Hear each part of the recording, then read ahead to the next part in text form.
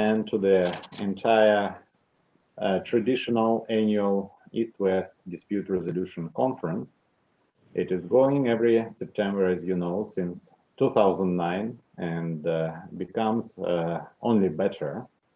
The virtual format this year allowed us to have a record number of participants, is about 700 practitioners together with you watching this session and participating in follow-on events. With this, we tried to make the conference interactive in a degree we can, given the format. Please think of your questions or topics to explore when you're listening to the presentation. The plenary session will be in a fast-moving Pechakucha format. It's a challenge to speakers, but they will demonstrate their best ability to behave, perform under time pressure. Use the chat function. Some of the questions or comments you may have will be able to answer after the session, and others we will pass through the follow-on specialized sessions. From the conference program, you will see that a topic that will be highlighted during our plenary will have a counterpart in the breakout sessions, where the issue will be explored in depth. So the organizers will keep track of the log of the comments in the chat section and pass them on to organizers. We also planned that after we formally conclude the session and I relinquish my moderator's capacity, we will leave the mic open and move all of you into the active participants, so you can not only watch us on the screen, but actually everyone can hear your voice to your video, perhaps, if you are joining with a camera. And this is an equivalent that we have in a real life world of people after the conclusion of the session during the coffee break. This will be into the coffee break time, coming up to the audience and introducing themselves, chatting to speakers, saying hi, and so on. It's the first time we are doing this. Let's see how it goes. Now, you will see our format presumes that we will have automatic rotation of the slides. Makes my role of a moderator easier, because the computer will turn on and cut off the speaker of its presentation. As far as time is concerned. We are live and we are on record. What we say here will be posted on YouTube permanently. I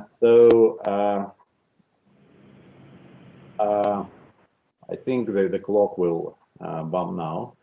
But yeah, will be posted on YouTube. You can rotate, review the session after we conclude to refresh your memory. And of course, the presentations will be made available afterwards by the organizers. You can always approach individual speakers. They are easily accessible to ask for a presentation or ask your questions direct in an email or social media conversation.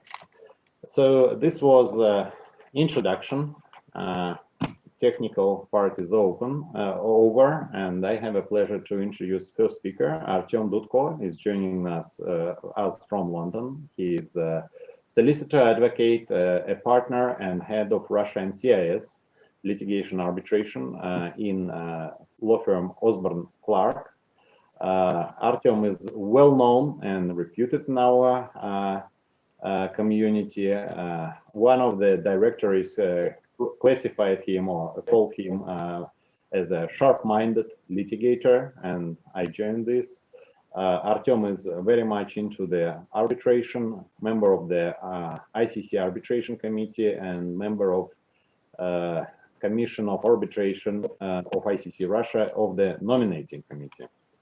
So please, Artem, go on, and Victoria, can you please start the clock?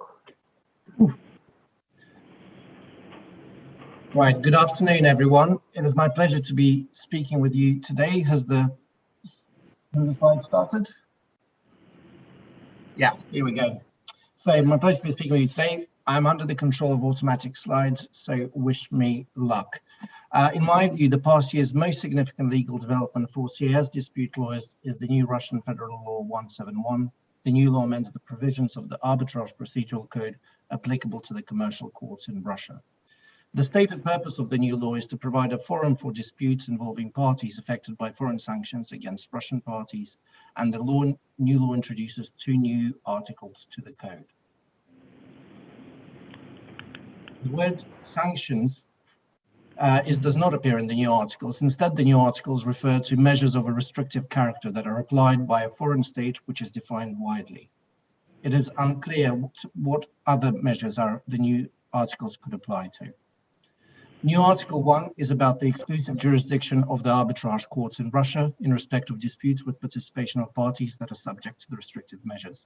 New Article 2 is about the prohibition on the commencement or continuation of proceedings in respect of disputes with the participation of parties that are subject to restrictive measures. The new provisions apply unless otherwise agreed by international treaty involving Russia or by agreement of the parties, in accordance with which agreement the resolution of disputes involving such parties is within the competence of foreign proceedings.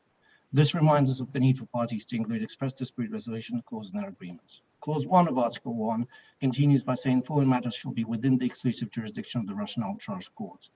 The word exclusive in this instance is likely to generate additional questions. So what kind of matters do the provisions propose to apply to? The first type of matter is described as concerning disputes involving parties in respect of whom measures are being applied. This provision raises various questions such as why is this provision not only limited to measures against Russian parties? Does the dispute need to be somehow connected to measures or simply involve a party affected by measures? The second type of matter is described as concerning disputes between one Russian or foreign party with another Russian or foreign party, and if the basis of such disputes are measures in respect of citizens of Russia or Russian legal entities. This provision also raises various questions. Does this kind of matter extend to a dispute between 2 Russian and non-Russian parties? Clause 2 of Article 1 describes who could be the relevant persons in respect of whom measures are being applied. They are said to include citizens of Russia or Russian legal entities in respect of whom measures are applied, or foreign legal persons in respect of whom measures are applied, and the basis for such application of such measures is in respect of citizens of Russia or Russian legal parties. Clause 3 of Article 1 describes the rights of the persons affected by measures. First, a right to apply for the resolution of dispute to its local arbitrage court on the condition that there are no foreign proceedings underway. And the second right is to submit in the manner set out in new Article 2, a request for the prohibition of commencement or continuation of a dispute in foreign proceedings, a right to seek an anti-suit injunction from the Russian court. Wow, what a question posed halfway through the presentation. Anyway, a quick recap. The new law, if no prior dispute resolution agreement and parties affected by sanctions, you can go to Russian commercial court and also seek an anti-suit. But let's continue as matters get even more interesting. Article 1 goes on to state that this article also applies if an agreement of the parties, in accordance with which the resolution of disputes is allocated to the competency of foreign proceedings, is unperformable due to the application of measures in respect of one of the parties to dispute, which create obstructions of such parties' access to justice. Article 1 continues. This article does not prevent the recognition and enforcement of decision of a foreign court or foreign arbitration award, which were made in respect of claims by a party subject to measures, or if this party did not object to the termination of the dispute by way of foreign proceedings with its participation. Let's now turn to new Article 2, which states a party in respect of whom foreign proceedings are commenced in respect of disputes identified in Article 1, or if there is evidence that such proceedings will be commenced, has the right to apply to its local arbitrage court in Russia with an application for the prohibition on the commencement or continuation of proceedings.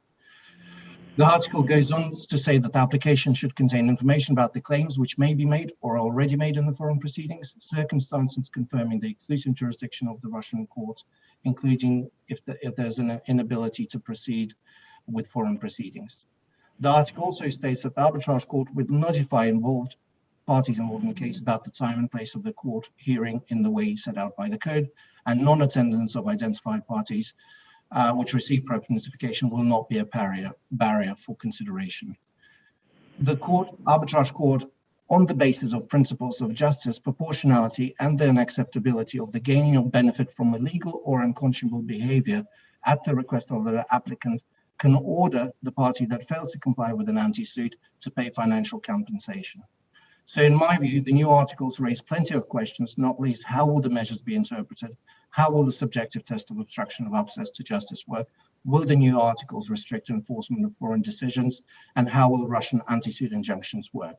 The new law is the most significant legal development for CIS dispute practitioners because it could have wide-reaching application and allows for a great degree of interpretation, which at the very least means plenty of work for lawyers. Thank you.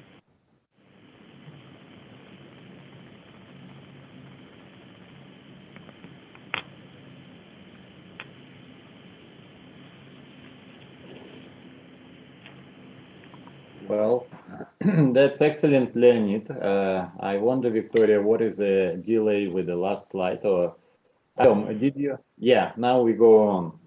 Now we will have a vote for most significant legal development at the end of the session. In the meantime, our next speaker is Natalie Todd, a partner at PCB Litigation, very much involved with Russia and CIS matters. International fraud and enforcement, asset recovery is her area. So please, Natalie, waiting to switch over to your presentation.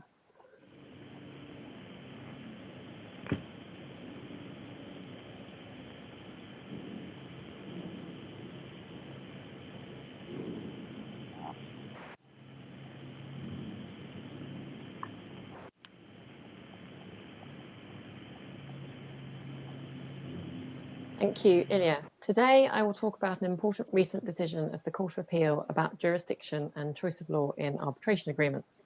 I will focus on the second part of the judgment as it pertains to governing law. I should say now that an expedited appeal was heard by the Supreme Court in July this year, and we are awaiting judgment. My name is Natalie Todd. I'm a partner at PCB Litigation.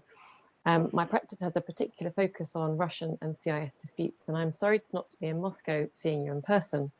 That said, my on-screen timer is proving crucial to ensure I don't turn into a pumpkin every 20 seconds. In the recent decision of Enker v. Chubb, the English Court of Appeal clarified that absent an explicit choice of law, it should be strongly presumed that an arbitration agreement is governed by the law of the chosen arbitration seat and not by the law governing the main contract. Enker, a Turkish construction company, was engaged as a subcontractor for the construction of a power plant in Russia. 2016, a fire broke out at the power plant. Chubb Russia, the insurers, launched proceedings against Enker in Russia, claiming that the fire was due to Enker's low quality performance of the works. Enker's contract had no explicit governing law provision. It only stipulated that Russian law was to govern the specific provisions of the contract. Similarly, the arbitration clause of the contract only stipulated London as the preferred arbitration seat without providing an express choice of law governing the arbitration agreement. Relying on the arbitration clause, Enker issued a claim in England seeking an anti-suit injunction to restrain Chubb from continuing proceedings in Russia. Chubb argued, however, that the arbitration agreement was governed by Russian law and not English law, and as a matter of Russian law, the Russian proceedings did not fall within the scope of the arbitration agreement. I think my slides have stuck.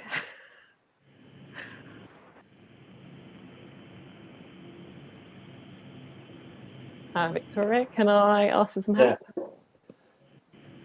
Yeah. This gives you some extra time.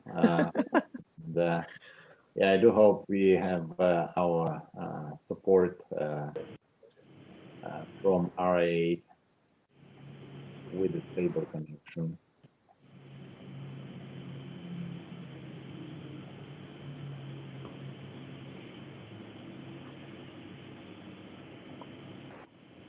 Shall I carry, or you miss quite a lot? Well, you don't miss an awful lot without the slides, but I can carry on.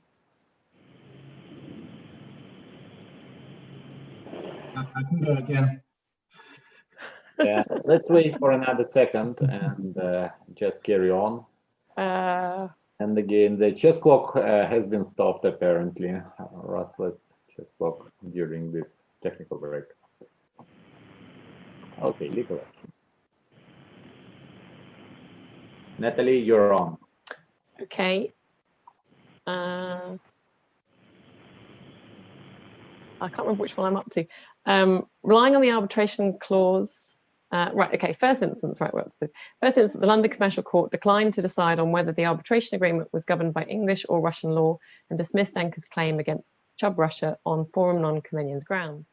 The judge held that questions as to the scope of the arbitration agreement and its applicability to the Russian claim were more appropriately to be determined by the Russian court. The judge also concluded that he did not regard the choice of London for the seat of arbitration as any real indication of a choice of English law, and that in the context of an ICC arbitration, the choice of London as a seat was only a joint personal preference to come to London rather than Paris, Geneva, New York, or Singapore. Anker appealed the Commercial Court decision, submitting that 1, as London was the chosen arbitration seat, England was the appropriate jurisdiction to hear the antecedent injunction, and 2, the law governing the arbitration agreement was English law. The Court of Appeal upheld Anker's appeal in full. Having established that the English courts had jurisdiction to decide on the issue, the Court of Appeal, Popperwell with leading judgment, turned to the question of what law governed the arbitration agreement in order to decide whether the Russian proceedings were a breach of the arbitration agreement or not. The court applied the three-stage conflict of law rules established in South America and NSA, namely, 1, have the parties made an express choice of law for the arbitration agreement? 2, if not, is there an implied choice of law? And 3, if not, with what system of law does the arbitration agreement have the closest and most real connection? The Court of Appeal acknowledged that although the three-stage South America test is clear and well established, the English authorities do not speak with one voice on the relative weight to be given to the law of the arbitration seat versus the law of the main contract. It noted that the current state of the authorities does no credit to the business community by providing certainty. After considering the authorities, the court held an express choice of law and the main contract may amount to an express choice of law for the arbitration agreement as well. But this would be a matter of construction of the whole contract. As a general rule, there will be a strong presumption that parties have impliedly chosen the law of the arbitration seat as the law of the arbitration agreement, unless there are powerful factors to the contrary. In this case, there was no express choice of law governing either the main contract or the arbitration agreement. Therefore, there was a strong presumption that English law, that is, the law of the arbitration seat, should govern the arbitration agreement, and that in this case, there were no powerful factors suggesting it should be otherwise. This is an important decision which reinforces London's position as an arbitration venue of choice. The court provided further certainty, emphasising that absent any express governing law provisions, the selection of an English seat of arbitration would give the English courts jurisdiction to hear anti-suit injunctions to protect the integrity of the arbitration agreements. The second stage of the South America test, as applied by the Court of Appeal in Anker and Chubb, leads to a very strong presumption in favour of the jurisdiction of the now on fire arbitration seat. It remains to be seen, therefore, what circumstances would then require the court to proceed to the third stage of the South America test and assess with what system of law the arbitration agreement had the closest and most real connection. It is also noteworthy that the underlying contract in this matter did not have an express governing law clause. If there had been one, the court may well have reached a different outcome, applying its approach in Khabib and Kaltbu Group from earlier this year, when express choice of law was also an express choice of the arbitration agreement as a matter of construction of the contract and the arbitration clause. The judgment operates as a useful reminder of the importance of including an express choice of law provision in an arbitration clause, also a much needed reminder of the importance of clear drafting, especially where the place of performance governing law of the main agreement may not match the chosen seat in the arbitration agreement. As mentioned at the outset, there was an expedited appeal to the Supreme Court held at the end of July 2020, so those of you who just snooze may not lose. If the Supreme Court reverses the Court of Appeal decision, much of what I said can be forgotten, in which case some cringy Supreme takeaway options. Please feel free to get in touch if you would like to discuss this case or any other matter further. Thank you to my team for helping me put this together, and thank you for listening. I would go for the curry, and the sauces are on the slide. Sorry about that. Thank you. Right. Thank you, Natalie. Very efficient. Again, we do see that at the end of the session, we'll have online voting for the most significant legal developments. We had 2, not 3 now. Sorry, the third is going on, will be coming on. And our speaker now is a representative of a very well-known institution, Vienna International Arbitration Center. It's Alice Fremont-Wolf. She is a frequent visitor to Russia. We know her well. And of course, Vienna is a natural forum for East-West dispute resolution since Soviet times, when it was a stage for negotiations and throughout the post-war times when we have UNCITRAL there. Sorry, Alice, I cut into your presentation. Please go on. Thank you very much. A very warm welcome from Vienna to all of you. And I will talk today about WIAG's license to operate as permanent arbitration institution in Russia, its implications in light of the clarifications. Well, WIAG was licensed in June 2019 to operate as a PAI in Russia, and together with HKIAC is so far the only foreign arbitral institution having obtained that status so far. So what are the implications? WIAG is authorized to administer certain types of Russian disputes that other institutions cannot, and can also benefit from court assistance. Failure of a foreign arbitration institution to get that permission will mean that the cases will be perceived as ad hoc with a different enforcement regime of the awards. So we recognize that users would benefit from clarifications with respect to some areas of law, especially in terms of corporate disputes. And this is why WIAG and HKIAC jointly submitted a request for clarification to the Ministry of Justice that was answered in May. Following features and restrictions for ad hoc arbitrations shall apply to arbitrations administered by non-PAI institutions. First of all, they cannot and must not administer corporate disputes, and there's no court assistance. Institutions without PAI status are prohibited from exercising also assisting functions and may not advertise their function as institutions in the Russian market. So let's turn now to non-arbitrable corporate disputes. Is convention of internal meeting of legal entities, disputes regarding strategic legal entities, joint stock companies relating to expulsion of participant of legal entities. So WIAG may now administer certain corporate disputes without special corporate rules, and most importantly, these relates to sale and purchase agreements. That is the most important one.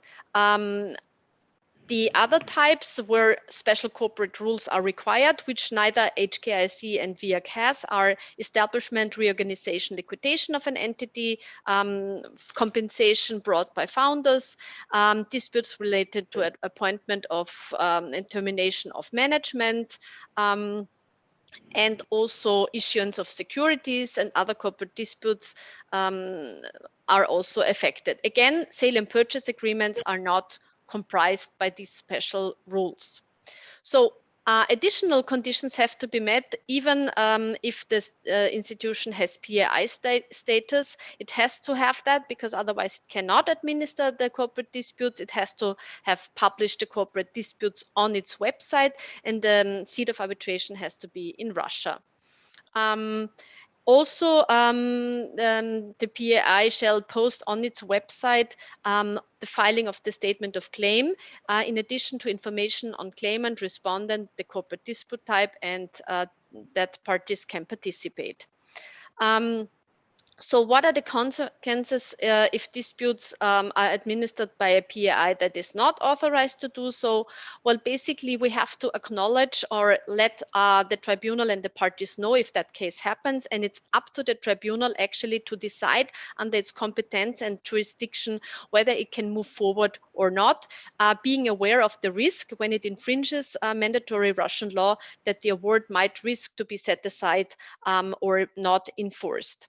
There are some special questions that were answered also by the Council.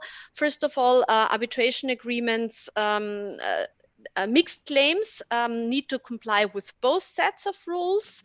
There's also a very good definition of corporate disputes that you can all read on the slides. So domestic disputes is another area where only PAI may administer them when they have also a special subdivision in the Russian market, which are neither HKIAC and WIAG have. So where there's no separate subdivision, they cannot administer domestic disputes except with relation to special administrative regions in the territories of Kaliningrad region. So if choice of seat outside of the Russian arbitration shall not prevent the application of the mandatory rules that are spelled out in the law, meaning again that arbitration awards rendered will risk being set aside. So if you should decide to include in your contract a model clause, we have prepared a special Russian version taking into account the recent developments where the institution needs to be mentioned. Thank you very much. That was it in a nutshell on the license. Thank you.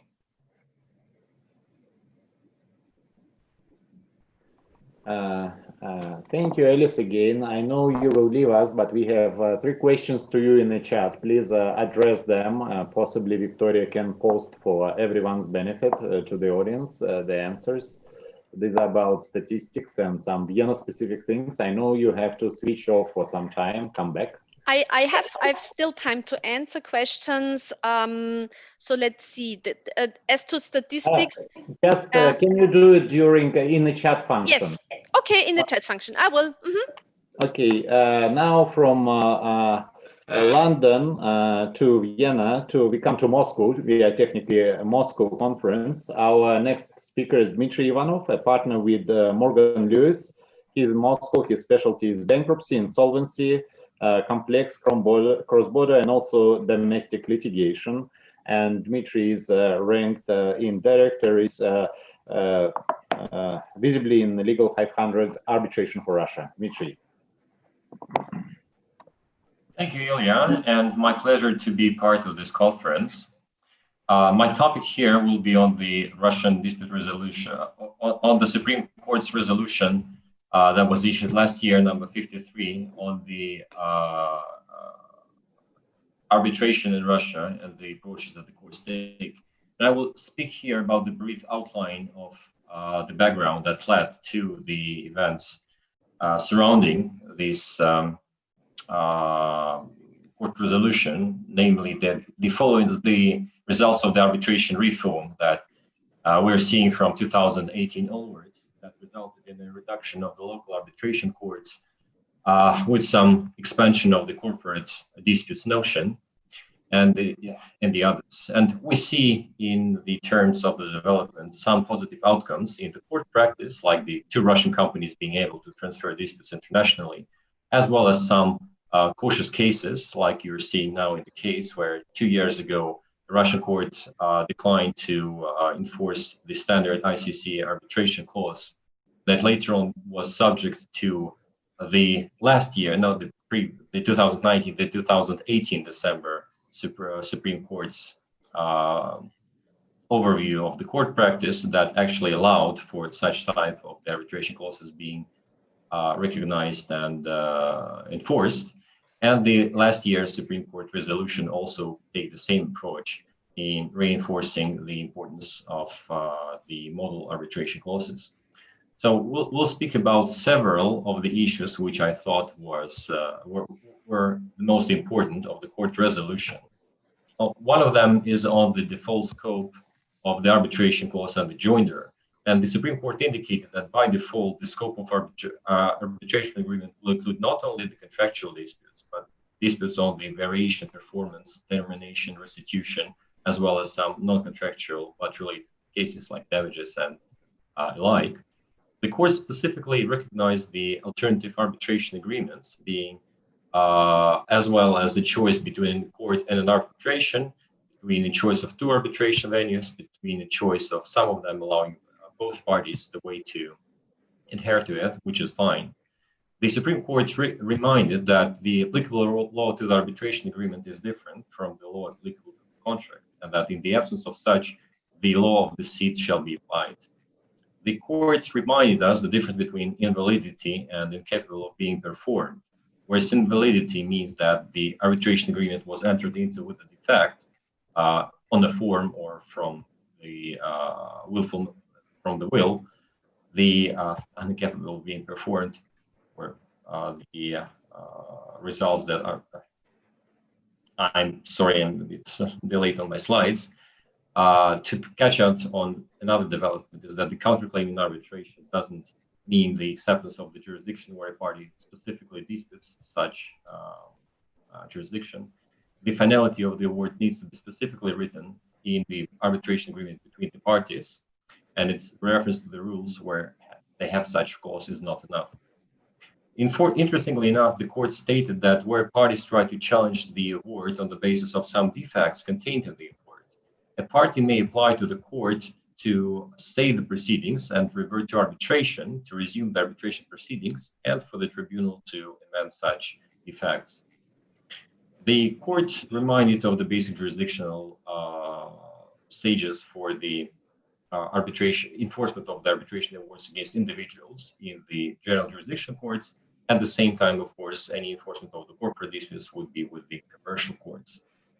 The court reverted back to the public policy and some convention of law and specifically stated that arbitral awards shall not be enforced if they are rendered by apparently ad hoc arbitrations having close ties to the institutional arbitrations. And we see this in the ongoing court practice. For instance, currently Supreme Court has 10 references in its court rulings to the resolution 53. 6 out of 10 relate to the quasi ad hoc awards issued by domestic courts, mostly by the Арбитражно-третейский суд города Москвы and its affiliates, which the court denied to enforce. There are still left some of the issues that the Supreme Court has not addressed yet, but will likely address, such as the inconsistencies of the SHA and the Charter, if they provide for different arbitration clauses. I'll be happy to address any of them offline. Feel free to contact me separately as any other panelist of any of those issues. Again, it's been a pleasure of me and new to me, the format of the meeting. I find it very great and very challenging. And thank you very much. I hope you enjoy it. Well, thank you, Dmitry. It's a particular pleasure for me to introduce the next speaker. Is Glenn Hendricks, and this is the name that stands behind the event that we hold online this year, but it was a real life event during past 10 years. Glenn was a chairman of the International Law Section of American Bar Association, and this was one of his great projects in that capacity to persuade the organization to go with the Moscow, Russia conference, together supported by RRA today. But before even that, before 2009, when this project went alive, I knew Glenn as one of the very few specialists who published an article in Вестник Высшего арбитражного суда, our prime domestic legal publication. Please, Glenn. Well, thank you, Ilya. And hello, everyone. Здравствуйте. I'll be talking today about extending arbitration to non-signatories, meaning parties that never signed the arbitration agreement. Arbitration is said to be a creature of consent, so this is a controversial issue. Now, the past year was a big one for judicial decisions on non-signatories. This slide features headlines about some of the cases. I'm going to start with a US Supreme Court case, GE versus Outokumpu Energy, which involved a steel mill in the US state of Alabama. Now, Outokumpu hired a company named Fives to build the mill. Fives subcontracted with GE France to provide motors. The prime contract between Outokumpu and Fives provided for arbitration in Dusseldorf. The subcontract did not. And so when the motors failed, Outokumpu sued GE in an Alabama court. Since there was no contract between the two of them, they made only tort claims. Now, GE did not want to litigate in Alabama. It moved to compel arbitration, and it used the theory of estoppel. Now, estoppel allows, under US law, a non-signatory to compel arbitration where claims are somehow premised on the contract containing the arbitration clause. There was no dispute that if this was a domestic case, the estoppel could be used. But this wasn't a domestic case because GE France was a party. And under US law, any arbitration with an international element is governed by the New York Convention. And Article 2 of the New York Convention defines an arbitration agreement as one, quote, signed by the parties or contained in an exchange of letters or telegrams. A lower appeals court said, well, that means you can't use estoppel in an international arbitration. that set the stage for an appeal to the U.S. Supreme Court. I was actually involved. We filed an amicus brief on behalf of the Chartered Institute of Arbitrators on the side of GE. I don't know that the justices even glanced at the brief, but the brief clearly didn't hurt because GE won in a unanimous decision. And the court held that the convention only precludes more stringent form requirements than outlined in the convention, namely anything more than just in a signature or an exchange of letters. And that means that states are free to apply domestic doctrines like estoppel. Now, why should this case matter to anyone not handling arbitrations governed by US law? I believe it matters because the case is a major marker for a broader international trend. There's even a new Russian court decision, which is notable because Russia is viewed as a jurisdiction that seldom extends arbitration to non-signatories. And this particular slide conveys the conventional wisdom that there are narrow exceptions for successors and assigns, incorporation by reference. But we have just last month, a Moscow court upheld an arbitral award against non-signatory sister companies and company directors. Timur Aykulov told me about this case. He'll be talking about it tomorrow in the session on non-signatories. It's an outlier, but like most outliers, it's a really interesting development. Now, I'm making this out as a global trend, but it's quite uneven. You've got estoppel in some common law jurisdictions, group of companies in civil law, and even within the common law and civil law, there are differences. English courts are more restrictive than American. A lot of civil law jurisdictions don't apply group of companies. But then you've got a common law jurisdiction, India, that does. And that makes for some interesting choice of law questions. Do you look at the law governing the contract? Do you look at the law, the seat of the arbitration? Do you look at the law where the parties are domiciled? Or do you not look at national law at all? Do you look at international principles? And that creates opportunities for gamesmanship, as well as the potential for arbitrators and courts to apply more flexible laws to reach a desired outcome. And that seems to be what happened in the Moscow court decision last month, where the court applied German law, even though the arbitration was seated in Moscow. Another example is a Russia-related case recently decided by the London High Court. Arbitration seated in London, contract governed by English law. And as I mentioned, the UK is one of the more restrictive jurisdictions on non-signatories. But the court didn't rely on English law. Instead, it upheld the arbitrator's decision to apply Russian law, which they interpreted to bind the parent of the signatory. As an aside, they probably got that wrong, but that's really a question for another Pechakucha, I think. Now, I'm supposed to be making the case that these non-signatory decisions are the most significant development of the year. I'll make an admission against interest that courts have been using creative theories to join non-signatories for a long time. The Dow Chemical case is now 36 years old. But I do believe that these judicial decisions this past year mark a critical tipping point. And that's what makes this non-signatory trend worthy of your vote.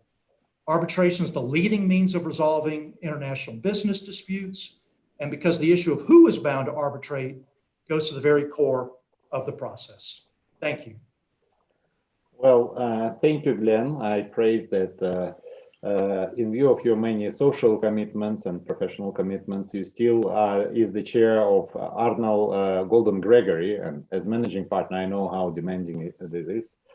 Our concluding speaker will be Roman Zykov, who also combines his role as a leader of law firm Mansurs with a practice as arbitrator in energy and mining sector, and he is, of course, Secretary General of the Russian Arbitration Association, which is co-hosting today's event. Now, on a personal note, the quarantine events allowed Roman to become a real parent, not the virtual parent, for his two beautiful sons this year. Please, Roman. Ilya, thank you very much for the introduction. Good afternoon, good morning, everyone. I'll address the virtual hearings. Well, already in early spring 2020, it became questionable whether the upcoming hearings scheduled for April, May, June, etc. were feasible. And at about that time, my arbitral tribunal started to test with the parties the idea of virtual hearings. Not surprisingly, some of the parties opposed to the virtual hearings, they view it as a pure evil and argued that the virtual mode complicated presentation of the case, taking of evidence, etc. Some even claimed that there's a violation of due process. But eventually we are where we are. Ended up locked down in our homes, kitchens, with the kids running around. And while the sales of webcams skyrocketed in the recent days, the sales of clothes plunged a record 78%. So the virtual era has arrived to our world. Well, we faced this situation back in 2010 when the volcano erupted. However, it was a bit different because the lockdown was temporary, it was local. Everything has changed with the COVID-19. It mostly almost looked like the entire world was preparing for the past 10 years for the situation like this. And the technological shift in arbitration almost happened overnight. What are the reasons for that? Well, first of all, we have faced a global lockdown. We know that. It's nearly impossible to ensure that the arbitrators and the parties will meet at a given time in a particular location, because we don't know what's happening tomorrow. Well, the second reason is that most of the countries introduced quarantine for travelers, and gatherings of larger groups of people are prohibited. And even in domestic arbitrations, the tribunals often didn't want to take any risks and expose themselves or the parties to COVID-19. Another reason to the change is the technology has evolved substantially, and today about 72% of the world population is on the internet, and the arbitration goes paperless, as we say. It's less and less paper involved, less physical. The meetings, the conference calls and the pre-hearing meetings are done virtually. So the virtual hearings is just an extension of that paradigm going electronic. Another reason might be that the arbitration institutes impose KPIs tacitly with respect to the length of the hearings, and arbitrators have to follow. They have to ensure that the process is efficient and expeditious. Furthermore, probably none of the national laws has any restrictions with respect to the virtual hearings. Neither the rules of various arbitration institutes, but quite to the contrary, some of the arbitration institutes actually have the rule permitting virtual hearings, such as the ICC expedited arbitration rules. And I think we'll see changes in the future, and the arbitration institutes will be amending their rules to that effect. Well, the question arises whether an award rendered through virtual hearings in absence of the parties' consent would violate the New York Convention and wouldn't be enforceable in the countries. Well, technically speaking, it doesn't violate anything, but of course it depends on how national courts apply the grounds of public policy and due process. Here's a graph that 80% of the LMAA awards in London are done based on the documents only, so perhaps there is no need for the hearing. And when we speak about international arbitrations, we always think about multi-million disputes. But in fact, if you look at the study of the Russian Arbitration Association, you will see that majority of the international foreign arbitral awards are for less than 50,000 euros. And here we have arbitral institutes and associations with the guidelines on the virtual hearings. So the virtual hearings gained much of institutional support recently. While another development is that there are a plethora of notes on virtual advocacy, making our life much easier. And in fact, I think that virtual format levels the playing field for the native and non-native English speakers, because in the age of TikTok visualization, visualization of arguments may become more powerful than just oral skills. There is a question, of course, whether the right to a physical hearing exists in international arbitration, and that's a subject of study, which we will see. But while the answer to this question hangs up in the air, in the present circumstances, having a virtual hearing probably is the only chance to have a hearing at all. So if you don't have a green studio in your office, you may want to have one very soon. So what is the future of virtual hearings? Will they become a default option, or will they not? Well, I looked into a crystal ball, and I think I have a definite answer. And my answer to this is it will be basically on a case-by-case basis. Thank you very much.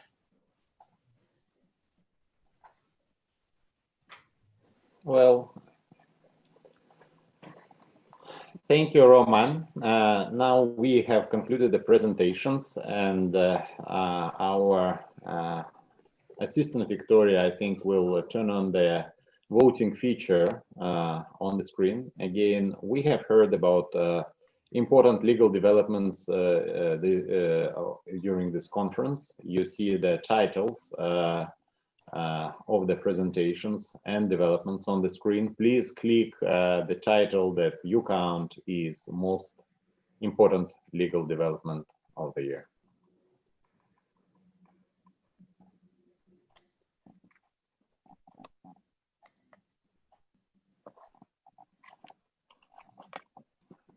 Feels like Eurovision.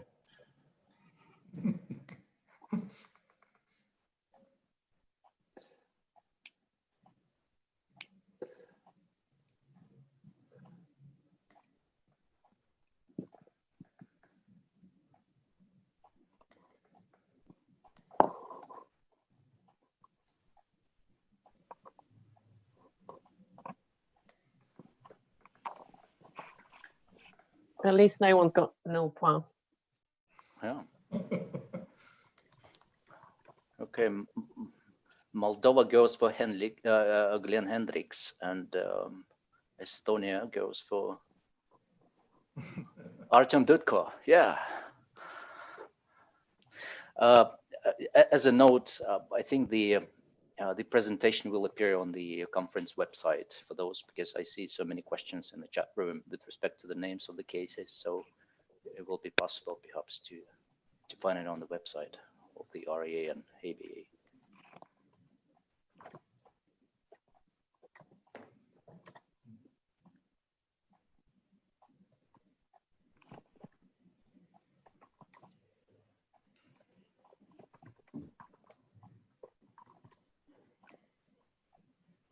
I think we have time for questions if anyone has any. Right.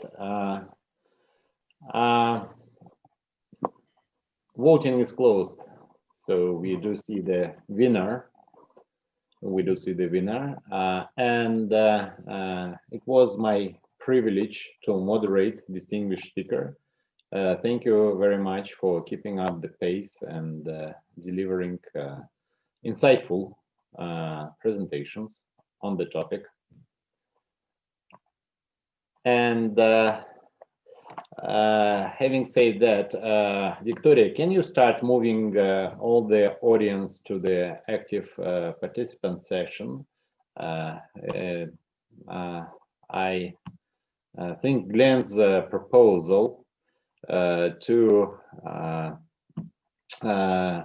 put questions now is worthwhile, but the audience is only able to post questions by chat functions as of now, but Victoria will move everyone to active.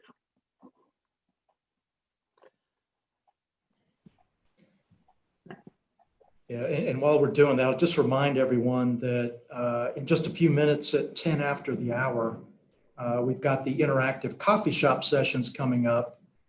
There's 7 of them. They're all at the same time, but investment treaty arbitration is one, data analytics and international arbitration, one on international arbitration and public policy, force majeure, e-advocacy, CIS, oil and gas related disputes, and then section 1782. So out of all those topics, surely there's one that will grab your interest. And unlike this session, those will be fully interactive and a great opportunity to network with people. So hopefully you can join. And then after that, there will be another plenary session that will be part of a virtual arbitration case management conference.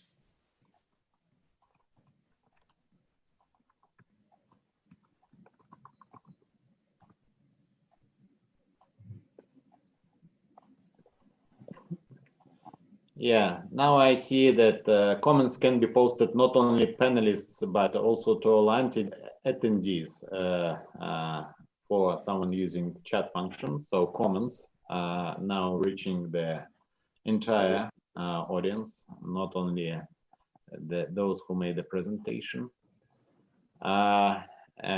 Big thanks for the presentations from the audience, not only from me, to the panel.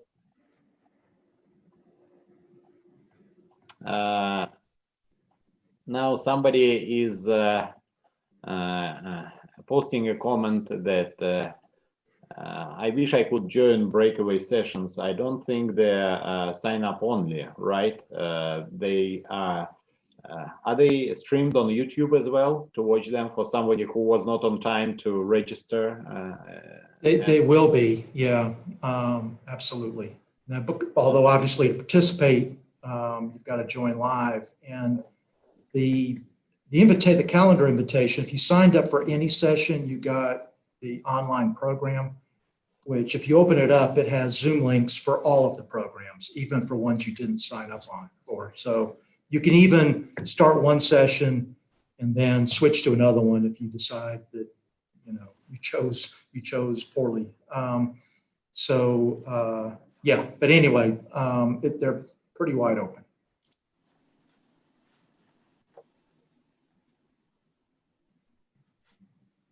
And Chris is correct. The case that he shared is the Supreme Court case he shared is the one that I spoke of. Mm-hmm. Yeah, cool. On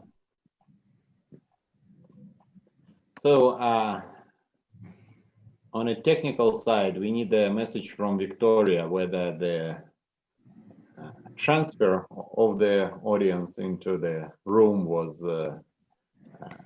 successful as of yet.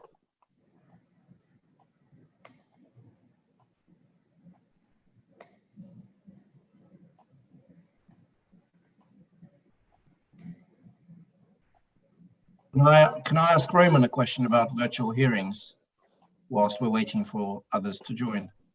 Absolutely. Thank you, Artem. Roman, I mean, I'm a big fan of virtual hearings, but in your view, do you think there are any instances where virtual hearings would not be appropriate and would not work?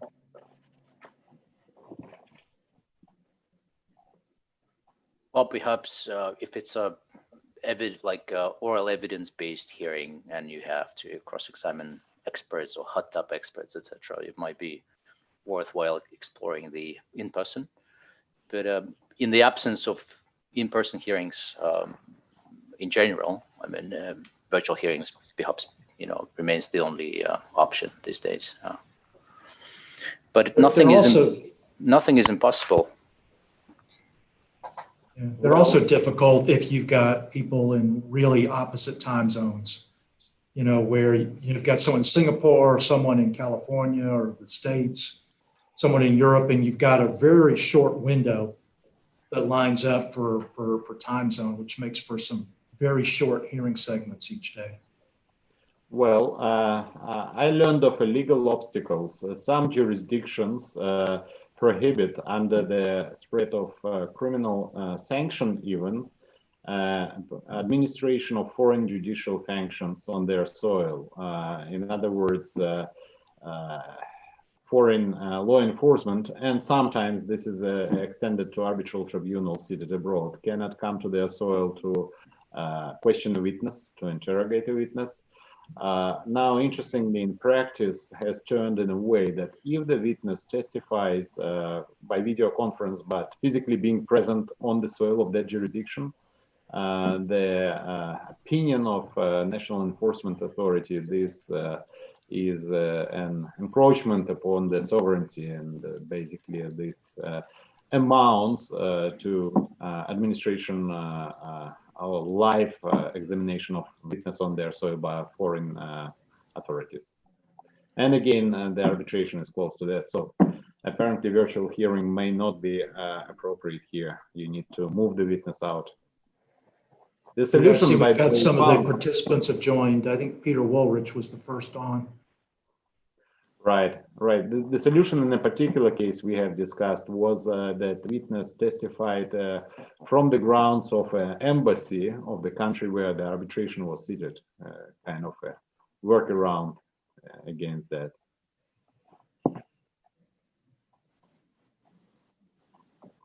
Well, let's see, Peter, Andre Zelenin, Paul Mason, Jared, any of you, a question or comment?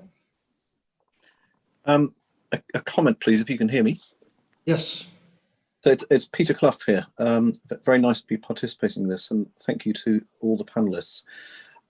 Interestingly, we just listed a jurisdiction hearing last week in the commercial court, and were given an option to have an in-person hearing for up to 7 people. So things are starting to happen again in person here in the UK. And I was just wondering, it was really a question for Roman, whether or not that was the case in Russia, and what other jurisdictions were currently doing. Yeah, thanks, Peter. We faced this problem in May and June when there was a lockdown and the restriction imposed in Moscow, for instance, that no more than 10 people can meet in the same room. And during that time, most of the judges called a sick leave because, and there have been numerous occasions when you appear in a courtroom and there will be a note that the judge is sick and get back in 30 days or something like that. But these days, I think you just wear a mask. There are no restrictions as to the number of the people. In fact, the last hearing we attended was 2 weeks ago in Moscow. And there was maybe 15 people in a room, so there were no limitations to the number of people. That's good progress, I think. Well, we have a vaccine now. Join the club. Well, a question to panelists, I will voice it, post it in the chat.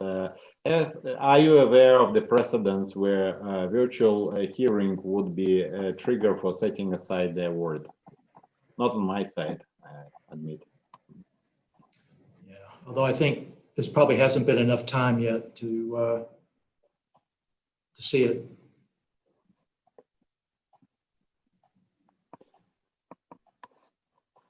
Wow. So, Paul, I see you're on. Paul Mason, did you have a question or comment?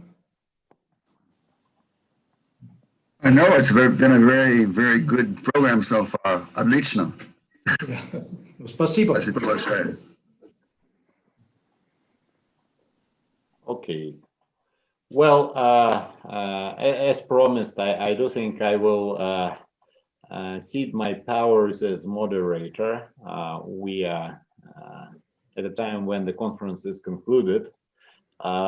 Typically, it's said in this situation, we are not standing before you in coffee break, right? Well, in our situation, everyone has his own coffee. I wish we could share with you. Probably in a few years, we'll have 3D printers or robots, which will deliver coffee to you, to your taste on behalf of the organizers. But again, was a great session, great panelists. I'm honored, and the audience, thank you for joining. You are staying live and may use your video to make yourself visible and known like you do in a coffee break in a traditional conference. Thanks. Thank you, Ilya. In fact, what I've heard that we have already event organizers that would arrange coffee or other deliveries to the virtual attendees. So that would almost bring us to the same level of routine as a normal conference, though again, a lack of personal interaction is definitely not to be replaced by these virtual analogs. I'm really happy to see everyone here on screen, and the Pechakucha format is indeed something to investigate further. Very active and challenging to some extent. Thanks a lot. Thank you, Andre. Yes, Glenn, perhaps we could say a few words about the partners of the event and just give a few thanks. Yeah, so as you noticed, we did not charge for the conference. So it would not have been possible without the sponsors. There are actually quite a few. There are around 20 of them, so I'm not going to list them all, but they're on the conference brochure on the last page. And so if you would look, it's really extraordinarily generous. Without them, we could not have done this. And I guess the only other thing I'll say about the conference, as Ilya mentioned, we do it every year in September. Hopefully we go back next year to doing it live and in person in Moscow. We start the planning pretty early, January, sometimes February, but ideally January. And we're always looking for new topics. And so if you would like to get involved in the planning, the American Bar Association, cooperation with the Russian Arbitration Association, specifically the ABA section of international law, are very open and inclusive. We really welcome fresh blood, fresh ideas. And, if you'd like to be involved, just shoot me an email. We'll start planning calls. We do them by Zoom now. And it's a nice way to interact, but if you've got a topic that you think, wow, something came up in your practice or something that you think the people would be interested in, let us know. We would love to get you involved for next year. A lot of the people here have been involved since the very beginning. Andrei Zelenin was one of the original co-chairs. I saw Rupert de Cruz briefly flash up. He's been a co-chair for many years. Peter Walrich has been a steadfast contributor, Artyom, and it is a sort of community that's built around this. And so we'd love to have you join that community and get your thoughts and ideas, and love to meet you, as we move forward to next year's conference.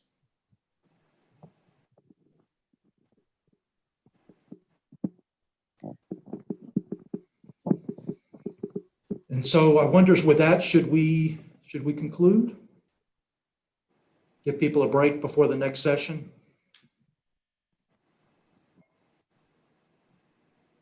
I'm seeing some nods. So I'm going to sign off, and thank you all for joining. And I hope to see many of you in some of the breakout sessions that will be starting here shortly. Thanks, everyone. Thanks, Glenn.